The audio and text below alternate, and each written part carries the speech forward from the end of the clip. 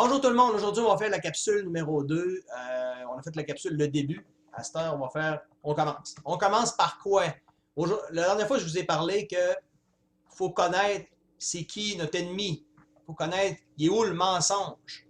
On va commencer par ça. On commence par où quand on veut changer, quand on veut évoluer? Première étape, les gens parlent tout aujourd'hui, tout le monde parle sur Internet qu'on perd nos libertés. Attends une minute. C'est pas le gouvernement, première des choses. Le gouvernement nous tente de nous voler nos libertés aujourd'hui. Ça, c'est correct, là, je comprends ça. Là. Mais avant que tout ça commence, ces histoires de virus-là commencent, vous vendiez votre liberté librement. Vous preniez la décision de vous esclaver librement. Pourquoi que je vous dis ça? Parce que, est-ce que vous avez des dettes? La plupart d'entre vous vont dire, ben oui Raymond, on a des dettes. Comment on fait pour vivre pas de dettes? Ben, première des choses, le mensonge, il est là. OK?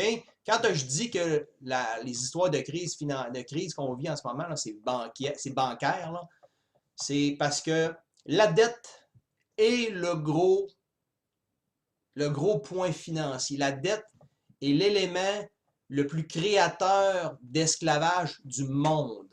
OK? Puis les banques font des profits beaucoup plus élevés. Si vous pensez que les banques font de l'argent sur votre argent, vous n'avez pas d'argent. Quel argent? Puis les gouvernements n'ont pas non plus, sont endettés. Pourquoi on continue de faire creuser l'endettement alors qu'on pense, puis on se fait éduquer de même, on se fait éduquer par les universités enseignent ça, que l'argent est créé avec l'argent. Non, non, non, non, non. Vous n'avez pas compris. L'argent est créé avec la dette. La dette, c'est de l'esclavage. Puis quand tu t'endettes, tu deviens l'esclave de quelqu'un. Puis une banque, ça manque jamais d'argent. C'est pas parce qu'ils ont beaucoup d'argent, les banques. Parce que les banques ont le droit de te passer de l'argent qu'ils n'ont pas. Ah, mais Raymond, c'est illégal de faire ça. Et justement, c'est illégal de faire ça, mais les autres, ils ont le droit de le faire. Ils ont le droit de faire des choses illégales. C'est pour ça qu'on vit dans ce qu'on vit. Là, première des choses, hein, si vous voulez comprendre comment ça fonctionne, il va falloir que vous ayez un kit éducationnel pour comprendre comment ça fonctionne. Puis c'est pas les universités qui vont vous l'enseigner, ça, je vous le garantis. J'en viens des universités. J'ai côtoyé plein de gens qui sont dans les universités, puis j'ai côtoyé des gens qui ont des très gros diplômes en finance. Puis ils n'ont jamais appris ça avec leur gros diplôme de finance. Des gros diplômes, là, vraiment. Mais ils ont appris ça en lisant à côté, en allant chercher de l'information à côté qui ne provient pas du système. Si vous voulez comprendre le mensonge, comment ça fonctionne, vous avez juste à me dire information, textez-moi information, info, je vais le mettre dans le bas de l'écran, puis je vais vous envoyer l'info là-dessus. Il y a des audios que vous allez pouvoir comprendre qui vont vous dire OK, je ne savais pas que ça marchait de même. C'est ça, vous allez catcher quelque chose. Il faut comprendre qu'aujourd'hui, les gens de succès sont toujours dans le sens contraire de ce que le peuple nous envoie. C'est quoi que les médias de masse veulent qu'on fasse aujourd'hui? Ils veulent qu'on s'endette. Vous voyez juste de ça, des publicités de achète notre voiture à crédit. 80 mois sans intérêt, mon ami, et prends ça. Ça, là, c'était un piège. Emprunter de l'argent sans intérêt, c'est un piège parce que la banque, là, elle veut que tu deviennes son esclave. Elle veut que tu travailles pendant des années de temps à payer tes cossins. Parce que pendant que tu travailles à payer tes affaires, tu n'es pas libre. Le but, là, la liberté, là, c'est. La liberté, ça n'a pas de prix, là. C'est précieux. On s'en rend compte. On est en train de la perdre, notre liberté. Mais vous, avant que ça commence, vous faisiez ça volontairement. C'est quoi les pistes de solution pour être capable de se sortir de ce concept-là d'endettement? Comment on fait, Raymond, pour désendetter? Raymond, j'ai pacté de dettes. Comment je fais? Comment je pars par où? Je vais aller voir un conseiller financier. Non, non, non. Les conseillers financiers ne vont pas vous aider. J'en étais un conseiller financier. Je faisais de l'argent à produire une dette à quelqu'un. Comment veux-tu? Si moi, je vais te voir, je veux faire de l'argent. Si je fais de l'argent avec ta dette, c'est sûr que il y a quelque chose que je vais faire qui va faire pour. Tu sais, je contre-attaque ma propre business. Je ne le ferai pas. Je ne vais pas te donner des bons conseils. Je ne te dis pas que les conseillers financiers sont malhonnêtes. C'est pas ça que je dis. Il y en a qui le font. Je le faisais avec mon cœur. Puis il y en a plein de conseillers qui sont bien intentionnés. Ils veulent vous aider. Mais dans le fond, ils n'ont pas l'information à vous donner. Moi, si vous me tapez info, vous allez voir que moi, je l'ai l'information que je peux vous donner. Puis ça peut, je peux faire des profits avec ça.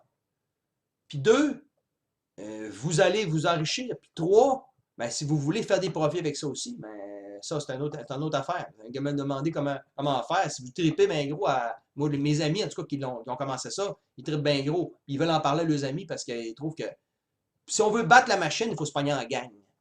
Fait que, tu sais, ici, on lance la rébellion du consommateur. C'est une révolution économique qu'on veut lancer. Alors, une révolution, là, ça fera pas. Raymond Bouchard ne fera pas ça tout seul. Ça va prendre une gang de monde.